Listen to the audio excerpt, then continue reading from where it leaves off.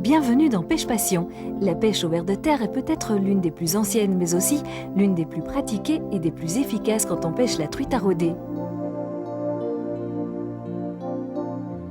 La recette de la semaine, Jean-Pierre Gir vous montrera comment préparer le panaché de bar et de saumon au beurre de pamplemousse. Une recette relativement simple et qui vaut le coup.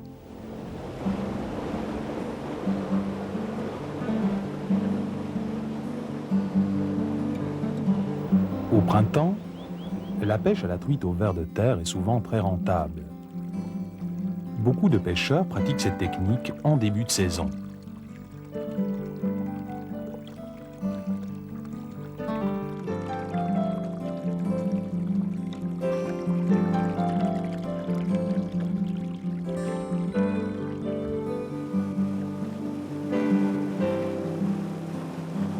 La ligne que vous voyez là est une ligne montée pour la pêche au ver.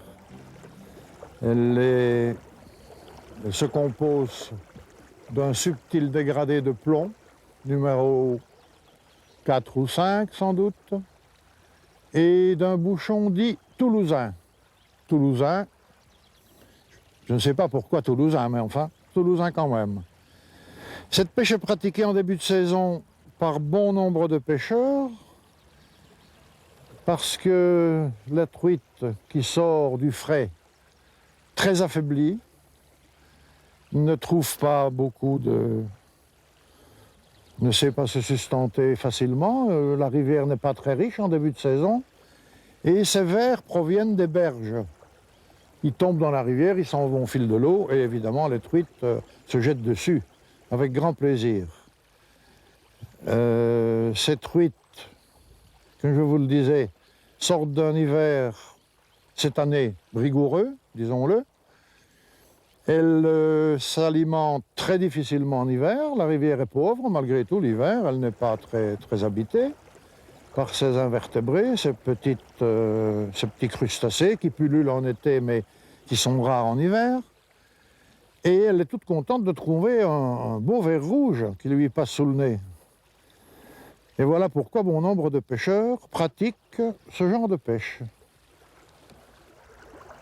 La pêche de la truite au ver est typiquement ce que l'on appelle une pêche à rôder, ce qui signifie en clair que l'on se déplace le plus discrètement possible le long de la rivière en tentant de dénicher les postes à truite et en essayant de les en faire sortir.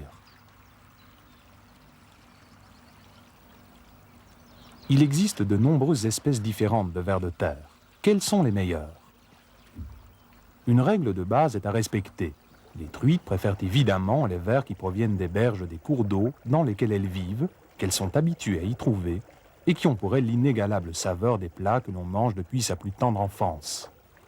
Le mieux est donc de prendre son courage à deux mains, une pelle, et de s'approvisionner sur place. Malheureusement, ce n'est pas toujours possible. Dans ce cas, il est à conseiller d'acheter chez son détaillant le genre de ver le plus proche possible de celui à laquelle la truite est accoutumée. Le lombric ne sera dans tous les cas qu'un pis-aller. Autant il convient à merveille pour l'anguille, autant la truite lui préfère ses cousins plus petits. Entre 5 et 10 cm sont les limites de la taille idéale, plus colorés et plus frétillants. Un bon conseil, conservez-les au frais, soit dans de la mousse, soit dans du marc de café, ce qui a pour résultat de les rendre plus fermes et plus nerveux. Le ver devra être enfilé sur un hameçon fin de fer. Partout où les réglementations locales le permettent, il faut utiliser des hameçons entre les numéros 6 et 12. Dans tous les cas, l'hameçon doit rester très discret. Le ver doit paraître le plus naturel possible.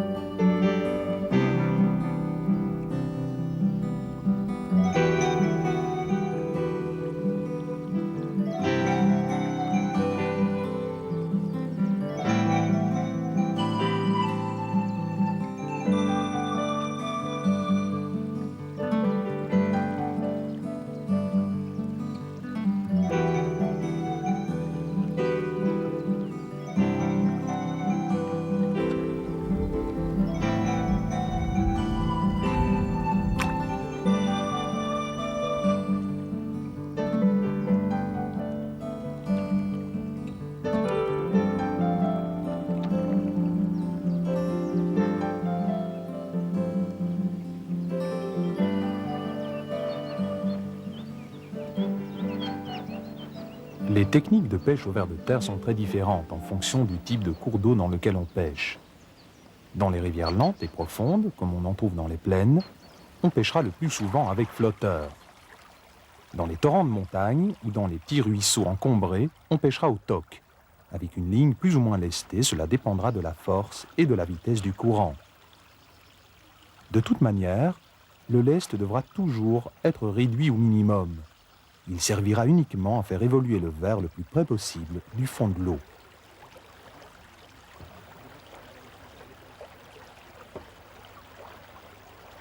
La pêche au toc, contrairement à ce que certains croient, est une pêche tout en finesse, qui requiert une attention irréprochable et une grande sensibilité dans la main gauche qui reste en contact permanent avec le ver. Pour être pratiquée correctement, cette technique nécessite un sens de l'eau sans faille et une excellente connaissance de ses habitants, faute de quoi on ratera 2 touches sur 3 et les poissons capturés seront piqués si loin au fond de leur gorge qu'il sera quasi impossible de les relâcher dans de bonnes conditions s'ils n'ont pas la taille légale.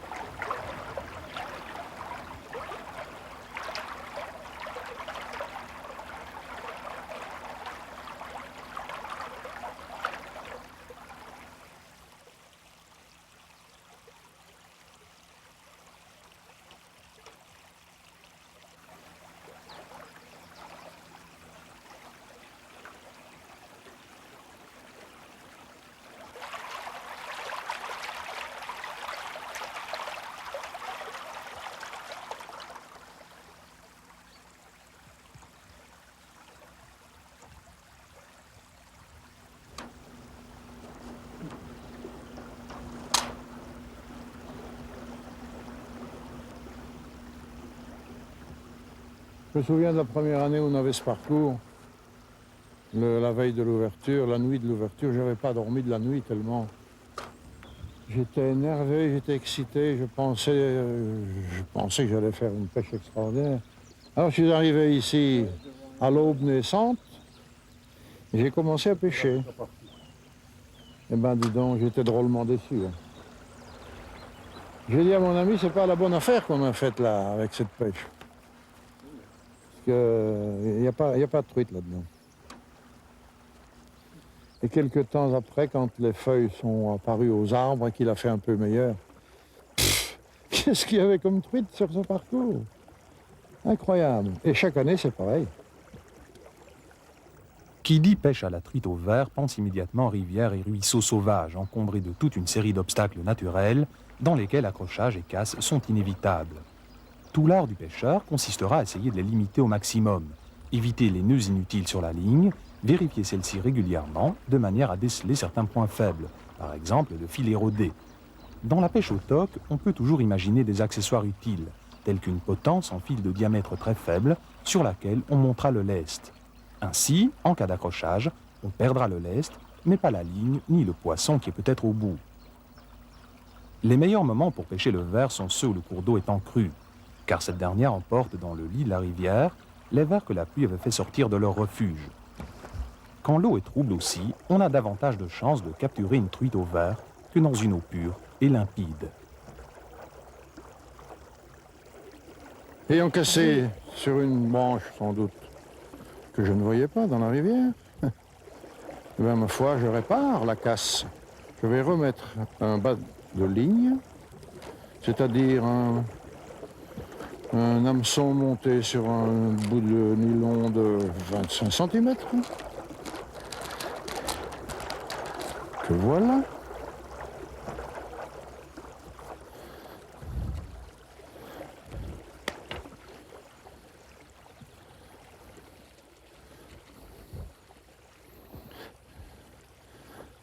Voilà, ouh là, c'est bien. Il est bien fin celui-là. Il ne faut pas accrocher parce que si l'on accroche, le moindre accrochage, c'est la casse à nouveau.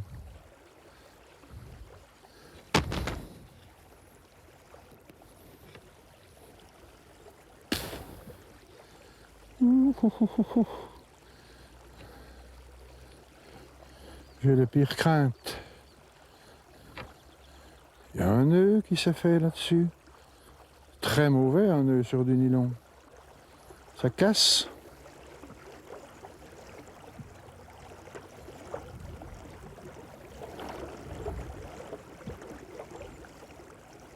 On va essayer quand même. Le petit bonheur, la chance. Je fais une boucle.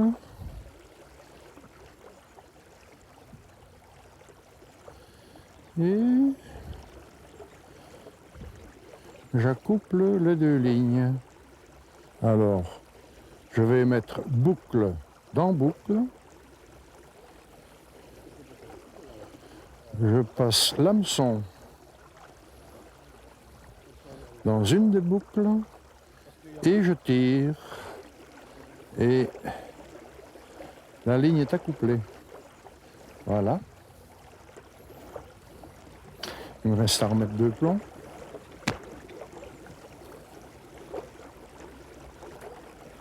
Deux plombs.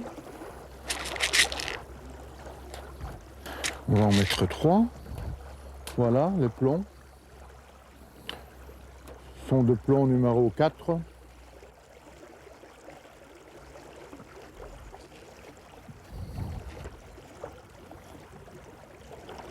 C'est avec ça qu'on tirait le lièvre dans le temps. Mais maintenant, comme il n'y a plus de lièvre, la question est réglée.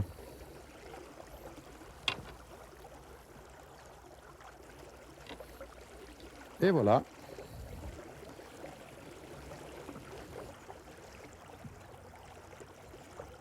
Maintenant, on va prendre une truite.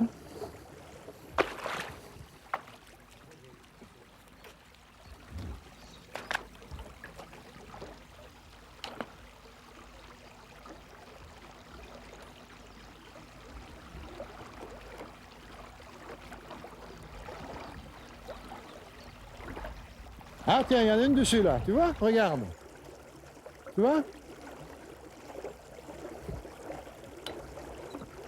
Oh le monstre! Oh dis donc! Ah dis donc! Regarde-moi ça! Qui voilà?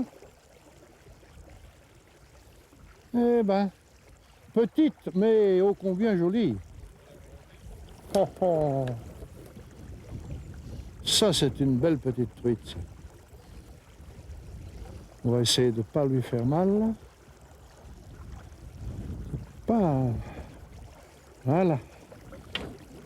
Alors, on la remet. Voilà. Tu la vois là-bas? Regarde là.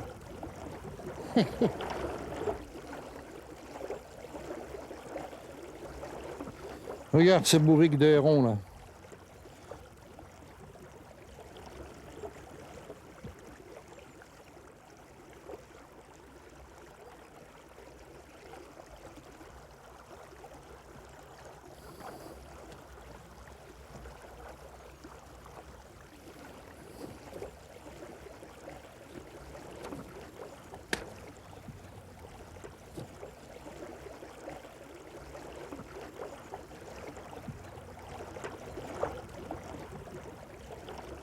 Là, 2 sangsues qui étaient collées sur cette vieille branche.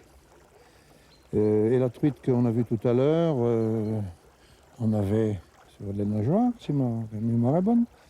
Et alors ces sangsues, l'hiver, vont se coller sur les truites qui sont calées dans le fond, sous les souches, sans bouger, parce qu'elles ne bougent pas l'hiver. Elles hibernent en quelque sorte, elles ne sont pas très actives, ce qui permet aux sangsues de se coller contre elles. Tantôt à la nageoire, tantôt sur le flanc, tantôt à la nageoire caudale. Et elles se nourrissent elles sucent la substance de la truite. Elles se nourrissent avec ça tout l'hiver. Et ça gêne beaucoup les truites. Et la preuve en est que souvent les truites, elles font des sauts acrobatiques au-dessus de l'eau, elles sautent parfois pas loin d'1 mètre au-dessus de l'eau. Elle ne saute pas pour prendre des mouches, elle saute pour se débarrasser des sangsues. Voilà les gamins. C'est du caviar à la louche, ça, pour elle. La pêche de la truite au verre, comme toutes les pêches à rôder, est une pêche des plus agréables. Bien souvent, si l'on a su être attentif, on aura observé des choses qui nous seront utiles lors de notre prochaine séance de pêche. Car la pêche, c'est avant tout cela. Regarder et essayer de comprendre.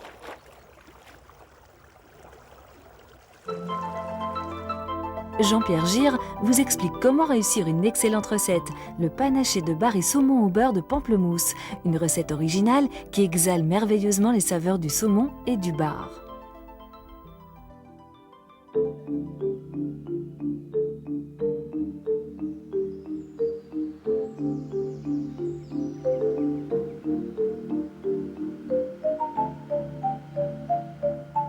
Bonjour, je vais vous préparer aujourd'hui un panaché de bar et de saumon au beurre de pamplemousse. Pour cette recette, j'ai besoin de bar taillé en escalope, de filets de saumon en escalope, de pamplemousse, d'échalotes ciselées, de beurre et un peu de persil pour décor et des feuilles d'épinards. Maintenant, je lève les filets.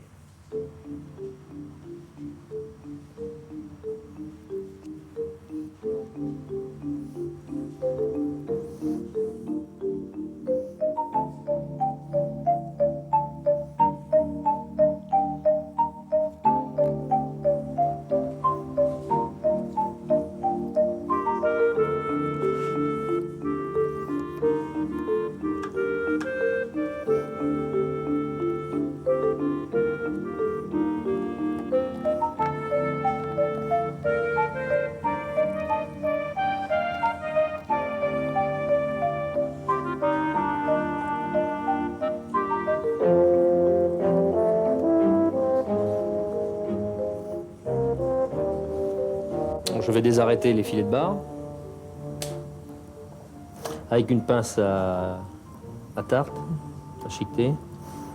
On peut aussi utiliser une pince à épiler. Donc je prends le saumon, je vais enlever les arêtes.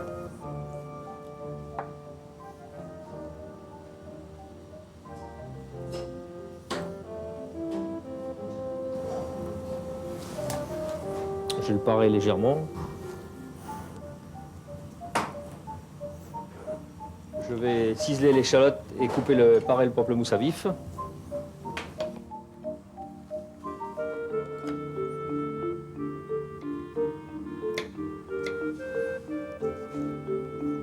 Je vais peler le pamplemousse à vif et en extraire les quartiers.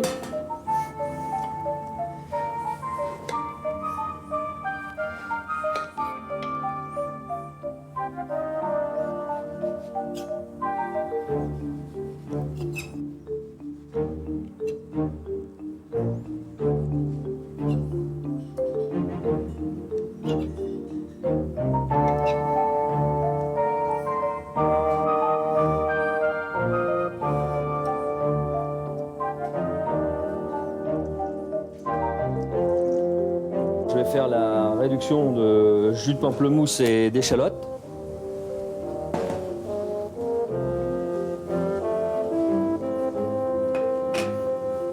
Je verse le jus de pamplemousse sur les échalotes pour la réduction.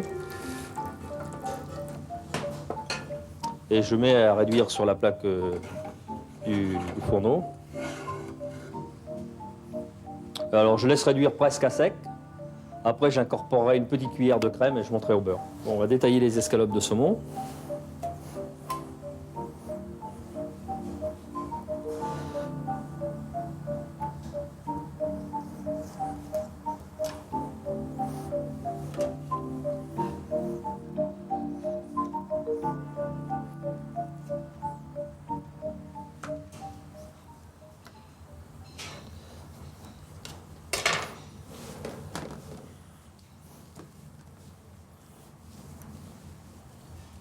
Je rentre le reste au frais.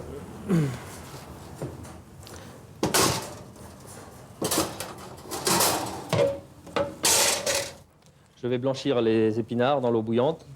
Comme tous les légumes verts, ça doit être cuit dans l'eau bouillante salée. à découvert et rafraîchi.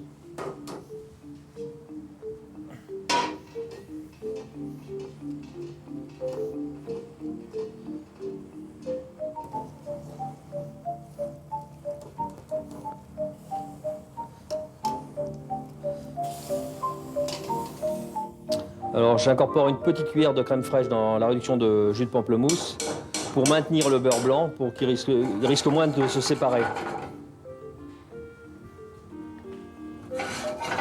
Je laisse bouillir. Maintenant, je peux incorporer le beurre en petits cubes.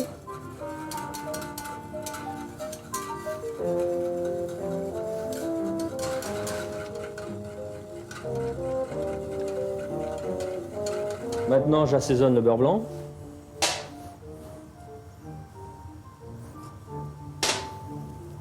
Je vais passer le beurre blanc au chinois étamine pour séparer de l'échalote. Bien pressé pour récupérer le maximum de sucre, de jus. Le plat est beurré, assaisonné. Je dresse les escalopes de bar et de saumon que j'ai assaisonnées. Sur l'autre plat beurré, je mets mes quartiers de pamplemousse. J'enlève les pépins.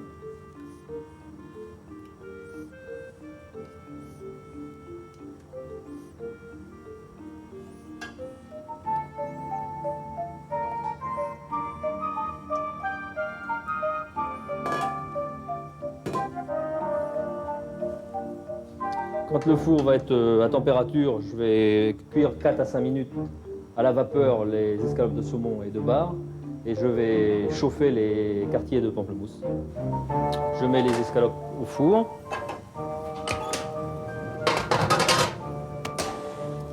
Et je fais chauffer légèrement les quartiers de pamplemousse. Je fais chauffer les épinards pour les dresser.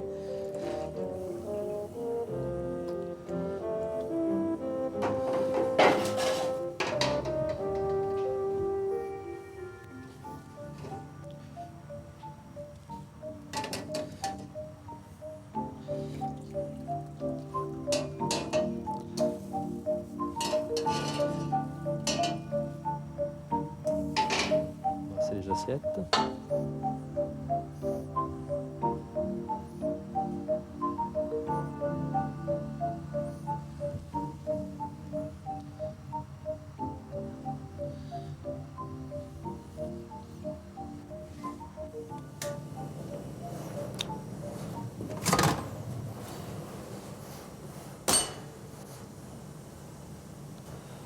Bon, les escalopes sont cuites, je vais les dresser.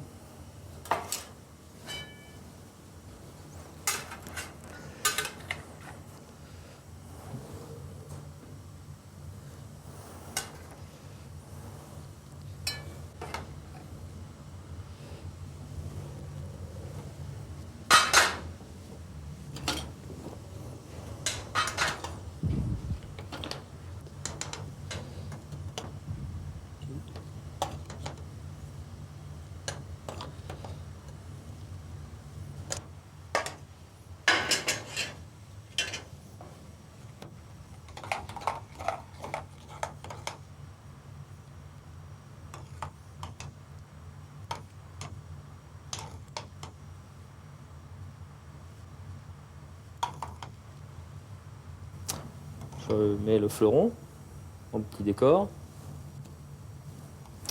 Et bon appétit.